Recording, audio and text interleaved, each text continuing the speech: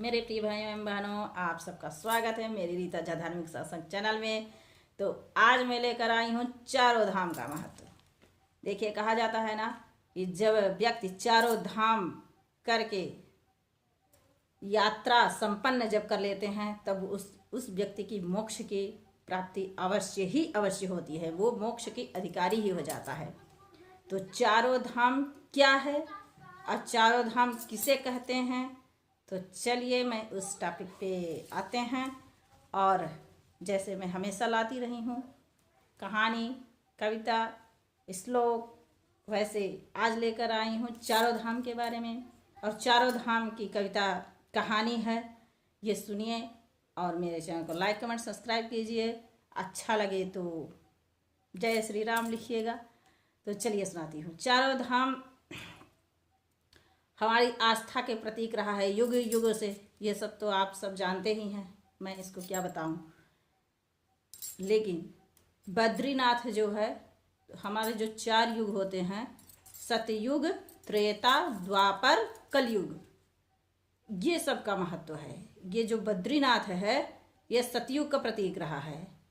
और रामेश्वरम धाम जो है ये धाम त्रेता युग का साक्षी रहा है। और द्वारिका धाम, ये धाम कृष्ण अखिलेश्वर को समर्पित माना गया है। और ये जो जगन्नाथ धाम है ये तो हमारे कलयुग के धर्म की प्रतिनिधि हैं। तो धर्म के दो पुत्र थे। यहाँ से एक कहानी स्टार्ट होती है कि धर्म के दो पुत्र थे, एक नर और नारायण। दोनों बहुत ही भक्त थे, बहुत अच्छे, अपने माता पिता के भक्त, मातृभक्त पितृभक्त थे। और उनकी माता उनसे बहुत प्रसन्न हुई। एक दिन बोले, आओ मेरे बेटे मेरे पास आओ। नर और नारायण को बुलाई तो नर क्या बोले, ये बद्री धाम के कहानी है। तो नर नारायण को बुलाकर बोले कि मैं अपने तरफ से मैं तुम्हें कुछ वरदान देना चाहती हूँ, कुछ वर मांग लो बेटा। तो वो वर क्या मांगते हैं कि माता अगर तुम मुझसे प्रसन्न ही हो तो दोनों पुत्र इकट्ठा ही कहते हैं, नर और नारायण, कि मुझे तपस्वी का वरदान दीजिए। अब वो माता क्या करती, माता तो तपस्वी का वरदान दे ही नहीं सकती हैं कोई भी माता, लेकिन वो अपने वचन से बद्ध थी, कोई कुछ भी मांग लीजिए कही थी। तो फिर बोले कि अच्छा चलो ठीक है। तो वो परम तपस्वी और परम तेजस्वी पुत्र हुए और तपस्या करने के लिए सीधे अपने हिमालय की तरफ, दोनों भाई हिमालय की तरफ बढ़ गए। और हिमालय में जो बद्रीनाथ पर्वत है वहाँ पे एक तरफ नर पर्वत बना गया, नर तपस्या किया, तो एक तरफ नारायण पर्वत माना गया, नारायण तपस्या किए। तो दोनों का अभी भी उद्गम स्थल है जिनका दर्शन करने के बहुत ही पुण्य प्राप्ति होता है। तो ऐसे नर और नारायण पर्वत दोनों को प्रणाम। और रामेश्वरम धाम के लिए कहा गया है कि रामेश्वर धाम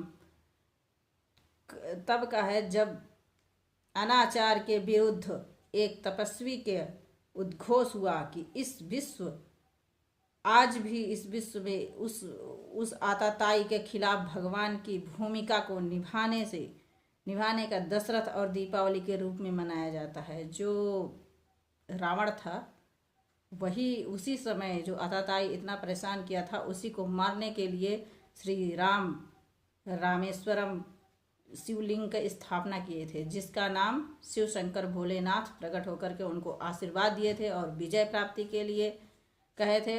तभी से रामेश्वरम धाम हुआ। द्वारिका धाम भगवान कृष्ण के अधीन महारथी शासन क्रिया और द्वारिकापुरी में रह करके वहाँ के द्वारिका के राजा बने और द्वारिका में अच्छा शासन किया। और तभी से उन द्वारिका अपने उनका नाम द्वारिका नाथ पड़ा। अब जानते ही हैं।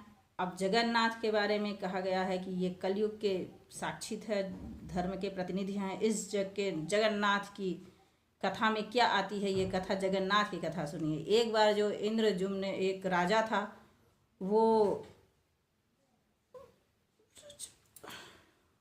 कहानी में ऐसा आता है पुराण में कि एक बार इंद्रजुम्न सो रहा था तो स्वप्न में क्या देखा कि एक बहुत ही पराक्रमी, बहुत ही सुंदर पुरुष उसके सामने खड़े हैं, हम सुसज्जित, सभी अलंकारों से सुसज्जित।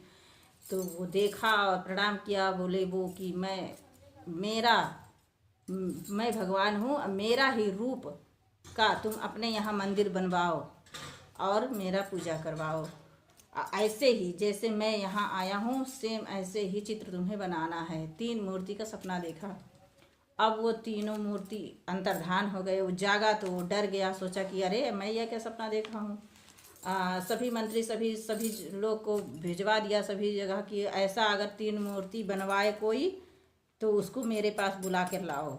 लेकिन कोई नहीं मिला। बहुत पूछा, बहुत खोजा, कोई नहीं, हामी कोई नहीं भरा कि मैं बनवा, मतलब हम हैं। बहुत शिल्पकार के पास गए, सभी जगह जितने भी कलाकार थे, शिल्पकार, सब कोई मूर्ति बनाने के लिए तैयार नहीं है। एक दिन अचानक वो राजा अपने राजगद्दी में बैठा हुआ था, वहाँ पे एक बूढ़ा आया और बोला कि मैं ऐसा शिल्पकार हूँ जो राजा को चाहिए वैसा मैं मूर्ति बना सकता हूँ।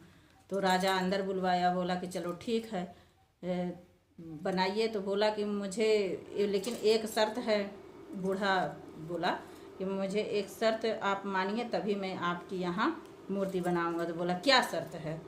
तो बोला कि मैं उस कमरे में जाऊंगा और अकेले ही सारा सामान लूँगा और बनाऊंगा, लेकिन वहाँ कोई भी नहीं आएगा। अगर कोई आएगा तो मैं उसी समय वहीं छोड़ करके उसी समय वैसे ही अधूरा चाहे जैसे भी बना रहेगा मैं वहाँ से चला जाऊंगा। तो बोले राजा ठीक है, अच्छा तुम जाओ, तुम गेट बंद कर लो, तुम्हारे अंदर कोई नहीं आएगा, तुम अपना बनाना।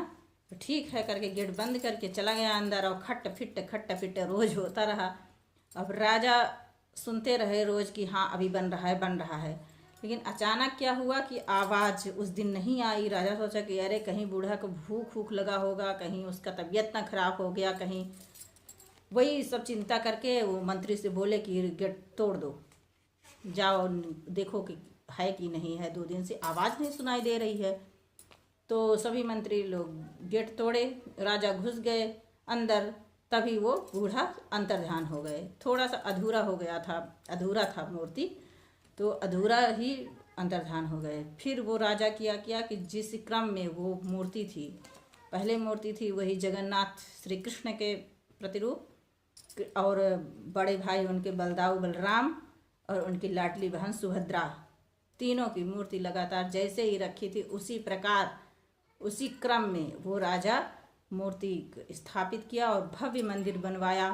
और वहाँ अब लाखों लाख श्रद्धालुओं इकट्ठा होते हैं। उनका दर्शन पा करके सभी जगन्नाथ पुरी के नाम से विख्यात है, और वहाँ उन्हीं का दर्शन पा करके सब अपना उनकी कृपा प्राप्त होती है। और सब धन्यवाद।